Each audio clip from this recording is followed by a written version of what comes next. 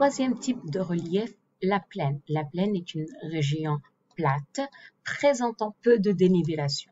Généralement, les plaines sont formées par le retrait d'une mer ou d'un glacier. Tu me dis, madame, comment ça fonctionne? En fait, pour des raisons climatiques, qu'est-ce qui arrive? La température grimpe, il y aura une sécheresse, le niveau de la mer commence à baisser jusqu'à la disparition. Et lorsqu'il y a disparition, qu'est-ce qui arrive? Probablement, les animaux qui vivent dans cette eau, ils vont mourir. Les végétaux aussi. Donc, on retrouve une terre très, très fertile. Pourquoi? Parce qu'il y a l'accumulation des résidus des animaux et des végétaux. Donc, on peut dire que les plaines sont des sites parfaits pour l'agriculture. Généralement, 60% de la population y vivent sur des plaines. Maintenant, on va voir le quatrième relief, on va parler des collines. Généralement, les collines est un relief qui va présenter une altitude plus ou moins modérée. Généralement, elle ne présente pas de sommet, elle est plus arrondie. Elle va se retrouver au-dessus d'une plaine ou d'un plateau et on va dire qu'elle a une altitude qui varie entre 100 et 300 mètres. Parfois, elle va dépasser un petit peu, parfois, elle va arriver jusqu'à peut-être 600 mètres, mais on va voir pourquoi on va les appeler dans ces conditions. Ce sont des collines. Et l'exemple des collines les plus connues ici au Québec, c'est les Montérégiennes. Et lorsque je parle des Montérégiennes, je vais parler de Mont-Royal, de Mont-Saint-Hilaire, exactement. Je me dis, mais c'est Mont, donc c'est comme si je suis en train de dire c'est une montagne. Oui. En fait, avant, on considérait que ce sont des montagnes.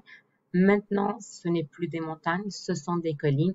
Pourquoi? Parce qu'ils ne résultent pas de la collision entre deux plaques tectoniques, mais c'est plus, en fait, l'emprisonnement du magma qui montait du manteau inférieur, qui n'arrivait pas à sortir de la croûte terrestre.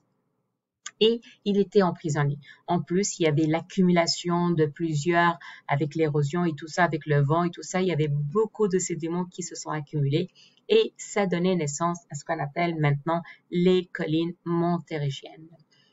Le cinquième type de relief, on va retrouver les plateaux. Les plateaux est une grande plateforme, généralement présente une altitude plus ou moins élevée, où le relief est plus ou moins, on va dire, peu inégal. Donc, vous voyez, ce sont des exemples.